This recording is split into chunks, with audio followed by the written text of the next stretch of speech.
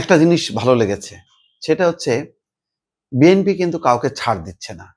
এমনকি যেই যুক্তরাজ্যে তারেক রহমান বসবাস করছেন, সেই যুক্তরাজ্য বিএনপির সভাপতি এম এ মালিককে সতর্ক নোটিশ দিয়েছে।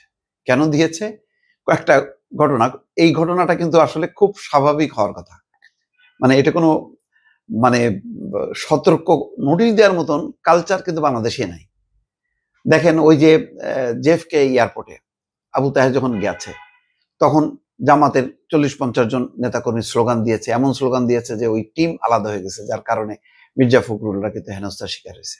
তারা যদি সেইটা না করে যদি ওই 30-40 জন যদি টোটাল টিমটাকে ঘিরে একটা প্রতিরোধ বলয় গড়ে তুলতো, তাহলে কিন্তু এই ঘটনা ঘটতো না।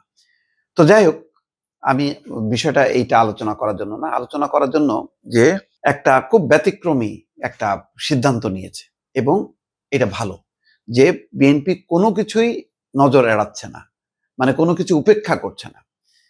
সেটা হচ্ছে বিমানবন্দরে জনদুর্ভোগ সৃষ্টি, এম এ মালিককে সতর্ক করলো বিএনপি।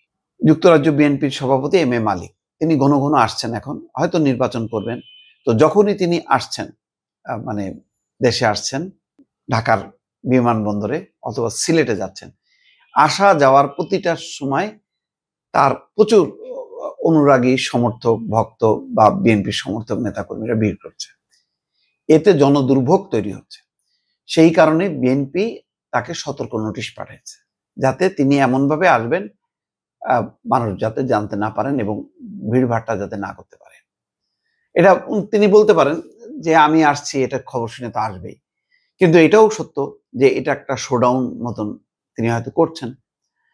তো বিষয়টা হলো যে এই ধরনের বিষয়ে কখনো কোনো রাজনৈতিক দল কোনো নেতাকে নোটিশ করে না।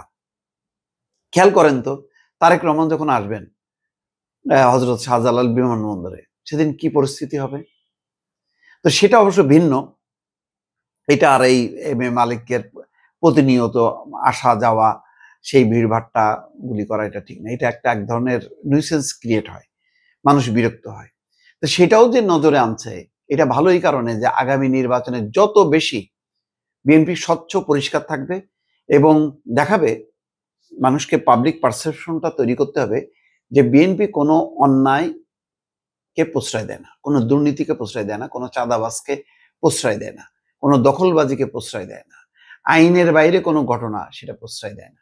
তো সেটা যদি, এবং সেই কারণে যদি কেউ অভিযুক্ত থাকেন, সেই বিএনপির যত প্রভাবশালী হোক, ক্ষমতাশালী হোক না কেন, তাদেরকে তারা অ্যাকশন নেবে, শাস্তিমূলক ব্যবস্থা নেবে।